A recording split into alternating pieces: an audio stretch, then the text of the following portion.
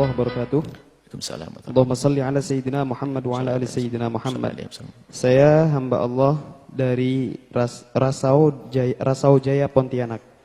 Buya yang terhormat, yang kami hormati, semoga Buya selalu dalam lindungan Allah Subhanahu wa taala beserta keluarga Buya. Kami mau bertanya, ada tetangga saya punya anak. Nah, anaknya itu dimasukkan pondok pesantren. Tetapi orang tuanya tidak mau mengaji, tidak mau sholat, mulai muda sampai tua. Kalau tak mau itu berarti kan tak kenal Allah. Itu ibaratnya kan menunggu pahala dari anaknya orang tua itu. Apakah bisa orang tua itu mendapatkan pahala dari Allah melalui anaknya tersebut? Ini yang kami tanyakan, Buya. Sebelumnya mohon maaf, mohon jawabannya. Terima kasih atas jawabannya, Buya. Masya Allah, bismillah. Ada 3 model manusia, 3 model orang tua.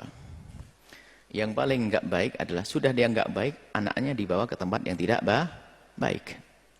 Lumayan orang tuanya tidak baik, tapi membawa anaknya kepada yang baik. Yang istimewa, orang tua itu baik, menginginkan anaknya baik. Maka ini masih lumayan tingkat 2. Yang repot adalah sudah enggak baik, tidak merindukan anaknya kepada kebaikan. Jadi orang tersebut masih lumayan. Semoga dengan anaknya baik, dia akan belajar menjadi baik setelah itu. Makanya jangan sampai kita melihat orang itu dari sisi ketidakbaikannya. Oh, nyekolahkan anak nggak pecus, nggak bener, masih nggak sholat, nggak perlu dibahas begitu. Sanjung bahasanya, luar biasa Anda menyekolahkan anak di pondok, istimewa. Nah itu, biar senang dia. Lalu kalau sudah senang, dia akan rindu kebaikan pada akhirnya.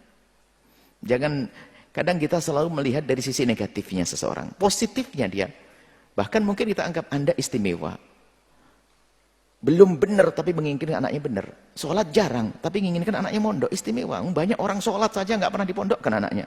Nggak pernah dimasukkan ke tempat yang baik. Nggak pernah diajarkan kebaikan. Nggak pernah diajari sholat anaknya. Nah ini, Anda istimewa. Ah, gitu. Baik. Kemudian, orang yang seperti itu, tidak ada kemauan membawa anaknya ke tempat pondok pesantren kecuali ada seruan iman di dalam hatinya. Nggak mungkin, karena seruan iman menginginkan anaknya baik. Dia sadar tidak baik, bahkan mungkin berkata, aku nggak baik, nggak bisa apa-apa, tapi jangan sampai kamu seperti aku nak ya. Biarin yang jelek saya saja, yang penting kamu jangan. Itu kan bahasanya orang nggak ngerti. Nggak ngerti apa? Menjadi baik itu gampang sesungguhnya. Jadi itu ada seruan iman dari hatinya.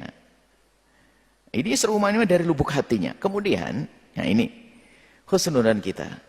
Orang seperti itu sebetulnya di saat belum sholat, bukan karena dia ingin nantang Allah.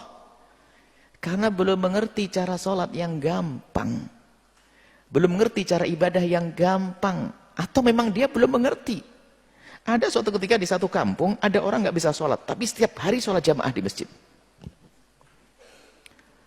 Itu ceritanya di sebuah pulau ya. Suatu ketika kita bercerita tentang begitu gampangnya sholat, begini-begini. Langsung dia nangis, ceritanya apa? Saya itu datang ke masjid itu nggak bisa sholat karena sudah terlanjur malu. Mau tanya caranya sholat itu bagaimana? Jadi datang ke masjid itu begitu-gitu tok. Cuman orang sudah bilang saya soleh, saya baik. Ternyata sholat gampang. Dia dengar rekaman, kayak belajar sholat, baru mengerti belajar sholat. Karena memang tidak ada yang mengajar waktu itu. Jadi banyak orang yang tidak melakukan kebaikan atau melakukan kemungkaran bukan karena menantang Allah, karena nggak ngerti bagaimana cara sholat yang gampang. Termasuk semoga tadi yang dari Rasul, semoga beliau ini adalah termasuk golongan orang semacam itu yang memang belum bisa, belum biasa, belum pernah ngaji, tidak pernah hadir dengan ulama, tapi Allah ketuk hatinya untuk rindu kebaikan, dimulai oleh Allah dengan anaknya dibawa ke pondok. Pulang anaknya ngajari ibunya sholat insya Allah. Maka jangan ragu. Sejelek apapun dirimu, sejahat apapun dirimu, mulailah kebaikan yang bisa Anda mulai. Jika Anda mulai dari diri Anda, bisa mulai dari diri Anda. Kalau Anda mulai dari anak Anda, mulai dari anak Anda. Yang penting harus memulai kebaikan. Dari manapun dan dari siapapun, hendaknya kita mulai. Orang tersebut memulai kebaikan dari anaknya. Dan istimewa. Dan dia dapat pahala kok nanti. Memang dia dosa meninggalkan sholat dan sebagainya. Tapi dia juga dapat pahala kok. Di saat membiayai anaknya, kangen kepada anaknya, ngirim anaknya, dapat pahala. Dan dari itu semua lihat, Allah akan semakin dekatkan orang ini kepada Allah, ujung-ujungnya nanti dia akan menjadi ahli sholat. Maka jangan diremehkan, direndahkan orang semacam itu.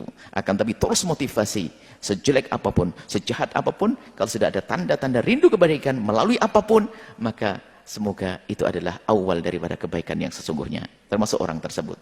Ini saja, wallahu a'lam bishawab.